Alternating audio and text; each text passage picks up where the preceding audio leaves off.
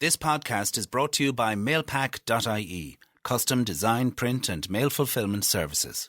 It's Tuesday, January 31st, 2012. This is the Small Business Show podcast. Welcome back. You're listening to the Small Business Show with Conn and Caelan. Don't forget you can get in touch with us through the website at focusmeireland.com. Each week on the programme, we bring you expert advice, and our expert in studio today is Donncha Hughes. He's a startup advisor with Bridgewater Management. Donncha, you're welcome to the Small Business Show. Thank you very much. Donncha, we're going to talk about business plans. It's an area that you specialise in, and you help startups and new companies to actually write their business plan. Well, first of all, what is a business plan? I suppose most people would understand a business plan to be a document which would be maybe about 15, 20 pages long, which would outline most of the details of what the business actually is going to do. And it's a plan for them going forward. Main reason people would produce one is that they're actually asked by their bank, if they're looking for finance, to present one. The banks are generally looking for financial projections, so that's a big part of the business plan. So that's one element of a business plan. If you have someone that's going to give you finance or an investor or someone like that, who else can make use of a business plan? Well, I suppose that's probably the key reason. That's the driving force, because a lot of time people will say, look, I don't really need a business plan, or they put it on the long finger. But definitely, you'll have a driving force to actually complete one if it's required for that reason. But that's not the only reason.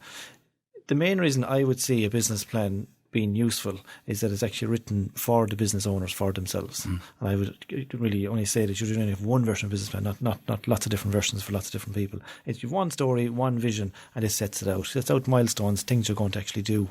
And I suppose we'll talk about what's actually included in the business plan later on. But the big part of it for me is an action plan. What are you actually going to do? And then put that up on the wall someplace. The key things you're going to get done, and actually the fact that you've even done that means you're more likely to actually succeed. And actually by setting out what you're going to do, you're actually going to end up doing those. What do they say? Fail to plan to fail, or fail to prepare to fail. Is in this case, it's true in that case as well. Exactly. I suppose, Donncha, you also were saying to me earlier on that if you're just going to be a sole trader and never anything else, then you don't really need to document what your plan is. But if you're going to bring other people on board, for example, a co-founder or a friend, or you're going to be hiring people and giving them, basically asking them to carry your vision forward with you as well, you've got to set that vision down somewhere and make sure everyone understands what it is. Exactly, yeah. So, business plans now, don't underestimate it. They are time consuming to get done. So, there's two ways of actually looking at it. One is as a Word document, big, long, 20 pages. The way I really like to look at them is actually do a PowerPoint presentation, 10 slides, and set out, the top key areas, and then you have 5 bullet points then under each area, such as marketing, to actually say, right, what do we actually want to do here? And that's the discussion point when we're actually sitting down and talking to someone. Other people like mind maps, but it's the same concept. But, if you're setting up in business, a lot of the time, you'll be doing it on your own, but a lot of the time as well, people would say there's somebody critical that, could be a close business contact, or, someone that's really going to be critical to business in terms of the technical skills they could bring. They might be in a job. How are you going to convince them to leave a job when that's actually could be paying them quite well, to go and work on something exciting? Business plan is going to be critical to all of that. And even if no one else ever sees it, it's a value to yourself, I suppose. Also, if you're looking for mentoring or advice from somebody as well, it needs to be clear down on paper. So there's a range, what you're saying to me, Donncha, there's a range of I suppose, levels of detail, ranging from the detailed financial projections that a bank will require to maybe, as you say, a few PowerPoint slides that set out what the aim of the company is. Let's talk about your average business plan, or a good business plan in your view, one that you could perhaps show to an investor, one that you would also give you the level of detail and information that you need yourself. What are the elements, do you think, of an important, or of a good business plan? Well, I suppose the first thing really to say, actually, because we deliver start-your-own business courses for the enterprise boards, and there could be 16 people on those, or 6-week course, one night a week. The majority of those people that come in have actually never seen a business plan. So how are you supposed to produce something that you've never seen? So that really just brings home the point. The first thing is, find a template. The enterprise boards have some lovely templates, just standard enough. Enterprise Ireland have their own version of things as well. But when you come to one of those business courses, we'll give you a couple of sample ones to have a look at. I think that's the starting point. Have a look at one and go, all right, that's what it is, And don't get too daunted by them. There'll be sections in there you won't really, you mightn't use in your particular business plan, and if you need to leave them out, that's fine. You can come back at the end and an expert can say, well, actually that section needs to go back in, you need to put in some detail on it. But what are the essentials, Donncha? The first thing, obviously, you need to identify what the market is for what it is that you're going to do. Isn't that the case? Exactly. Yeah. So, well, you're really starting with some sort of an introduction, kind of very quick 1-page kind of background to the business, where this thing is coming from, and setting out your stall, what you're actually going to be talking about. That section generally will include what's called a proposal. Why is somebody actually reading this plan? So either I'm looking for finance, I'm looking to recruit staff, I'm looking to, give it to suppliers so that they'll actually extend me credit, those kind of things. That's the first section. The next one then is there's actually a brilliant workbook for startups called So What, Who Cares, Why You? So that is, so what is it you're actually doing? That's a good section in terms of what's your product or service? Who cares? Who's your customer? Exactly. Yeah, who's actually going to put their hand in their pockets, take out their wallet and buy from you? So whether that's an end user or general public, or it is actually a business customer. And they're two completely separate segments to actually be going targeting. And the third part is why you. Like, why are you the person that's actually going to take this business and actually make success of it? And I suppose if you look at it then, how do you evaluate if somebody is going to be a good entrepreneur or not? That's really, it's a judgment call. I would never be able to, you wouldn't be able to break it down and score it up. Like, it's a lot of intangible factors in there. But one of them is really, where do you get your business idea from in the first place? We'd always be saying, whatever background that you have, that's going to basically tie into where you can get your first customers. Your first customers, that's kind of the key decision. You're up and running after that, if you can get them over the line. People have ideas and they have them from their own work experience, or they have them from whatever it is maybe that interests or inspires them. Donncha, I imagine you see a lot of draft business plans and rough ideas sketched out on napkins and things like that by startup founders and that.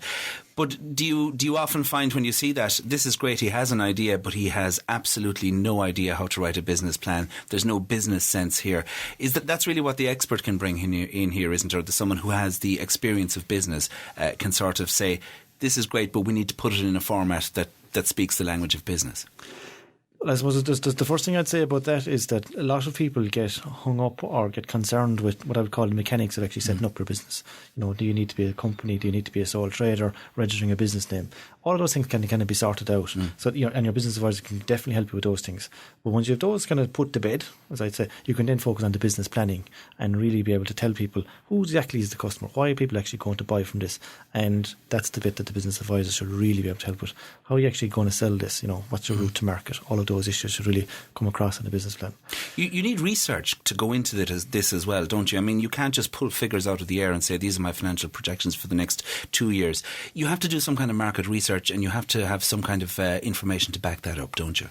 You definitely do, and there's a huge amount of research even now, we'll say, from if you look at kind of Google Analytics and what people are actually looking for online. You can actually see how big competitors are, from how strong their websites are and things like that. It's one very quick way of actually seeing who the players are in the market.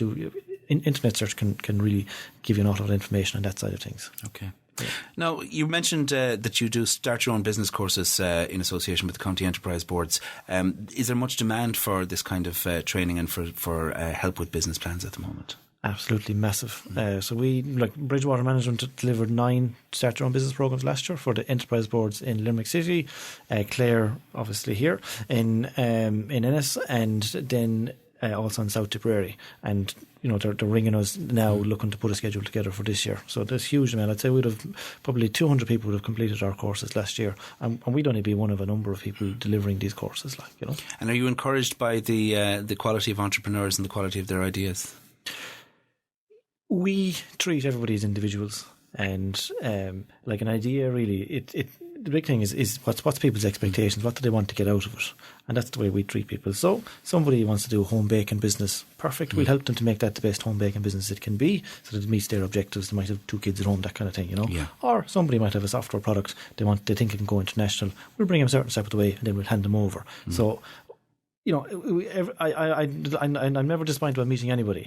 I think anyone that goes and set up a business deserves to be encouraged firstly, and then congratulated, and then helped and facilitated as best they can. That's the approach we'd like to take to things. Very good. So where can people find out more? Check out my profile on LinkedIn, and then they can also look at the Bridgewater Management website. Which is that? And the address of that is? So that's www.bridgewatermcg.com. Okay. And people can contact you directly, or indeed there may be something available through their local county enterprise board. Definitely. Keep in contact with your local enterprise board. That's the big advice. All right. What would be your one piece of advice, Donncha, for somebody starting off now in business, in terms of writing a plan and getting ready to take their idea and put it into effect? Set goals.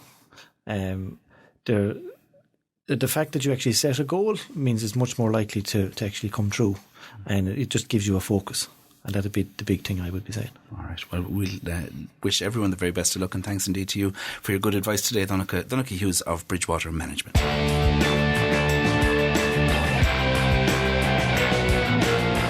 The Small Business Show is produced by Edgecast Media for FocusMeIreland.com, the online resource for small business and innovation. We're on the radio each week, and you can visit FocusMeIreland.com for more episodes, podcasts, videos and articles for the SME community in Ireland. Search for The Small Business Show in iTunes and subscribe for free downloads. This podcast is sponsored by MailPack, custom design, print and mail fulfillment services for you.